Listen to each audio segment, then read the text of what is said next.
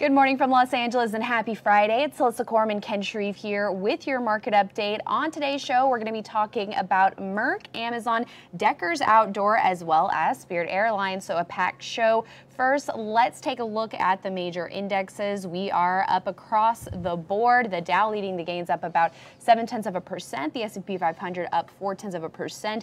The Nasdaq, after spending a little bit of time down this morning, is now up about 0.2%. So market strengthening as we speak, and some nice jobs numbers. Yeah, futures definitely moved off lows when the jobs report came out. The job growth in January was 304,000 jobs. That was well ahead of the consensus estimate of around 158. Unemployment rate ticked a little bit higher to 4%, but we had weak earnings and a sluggish sales guidance from Amazon that weighed on technology shares early, but the Nasdaq has turned higher, and the Dow is in the driver's seat, outperforming in the early going. That's right. So, I mean, we have seen a lot of strong gains as of late. I think one question is, can we keep going at this rate?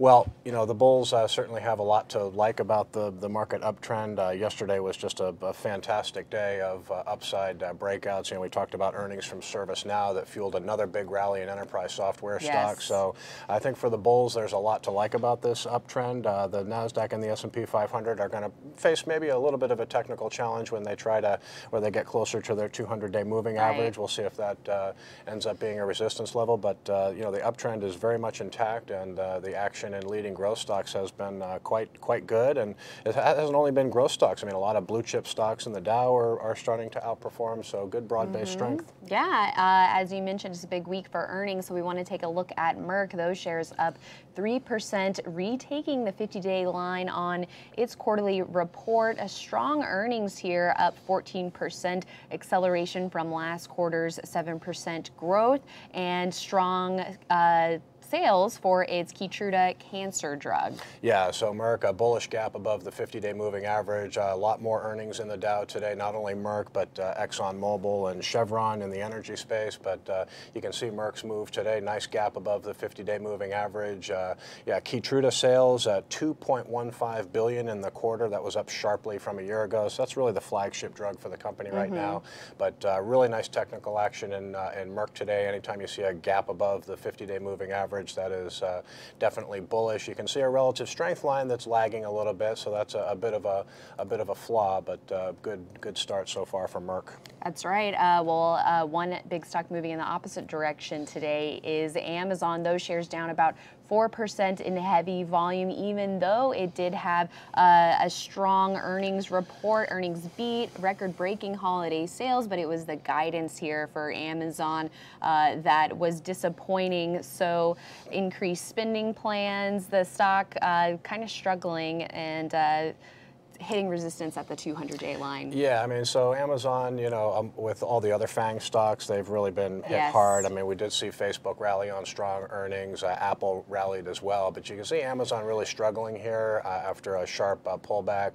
It's trying to get back above that 200-day moving average. Made an effort to do it yesterday, but it got resistance again on sort of a sluggish earnings report. Remember, this company is opening up 2 new campuses in New York and Washington, D.C. area.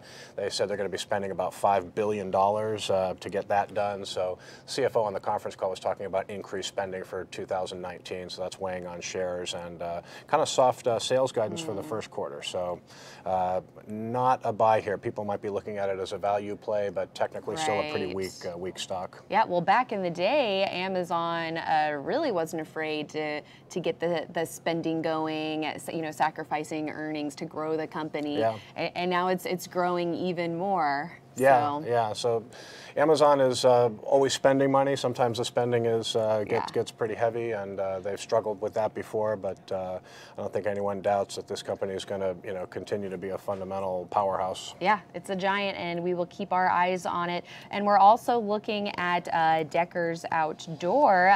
Gap up in shares today on the quarterly report. This is a first stage consolidation here, so a chance maybe to get in early on a run. Yeah. I mean, this is a really powerful move for Deckers. Initially, they guided sales for the current quarter around 805 to 825 million. They actually came in at 874 million. The UGG brand still contributing the vast majority of their sales, but they've got some new brands that are doing well in addition. So nice gap up out of a consolidation for Deckers. And like we always say, when a stock gaps up past a proper entry, it's okay to buy as close to the open price as possible. Looks like the stock is off highs, but still a bullish move for Deckers. Definitely a big move, and earnings are on the horizon for Spirit Airlines. Coming up probably next week. They haven't quite released the date yet, but with earnings to come, we have that stock on the move today, up about 4.3%, and it's nearing a buy point. Yeah, I mean, it's really, we see a lot of different looking cup with handle bases. Some look really good, others are a little bit sloppy, but this is really just a classic example of what a cup with handle base looks like. It's very easy to see that buy point of 62.07, 10 cents above the high point in the handle. So yeah, we should see earnings next week from Spirit Airlines. Last year they reported February 5th. So, but just an example of a really good technical setup ahead of earnings, and we'll see what the results look like. We have volume drying up in this handle, which is something that we want to see. So basically, it's that last final shakeout, which is a good thing when the stock is trying to move higher. Yeah, the handle area forms. If you see it forming in light volume, it's just kind of a little low volume shakeout. Attention turns away from the stock, and we'll see if a big earnings report can fuel a breakout here. But the stock is outperforming today, getting pretty close to that handle buy point. Yeah, worth watching. All right, everyone. Thank you for joining us today, and make sure you're heading to investors.com throughout the session and after the close for the latest market news and analysis.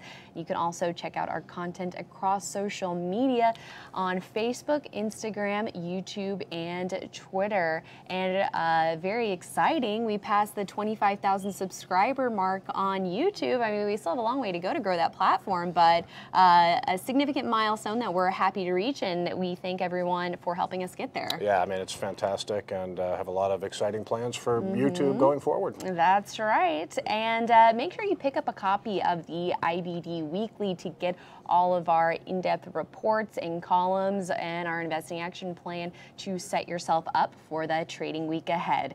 Thanks for joining us, and we'll see you back here next week. Have a great weekend.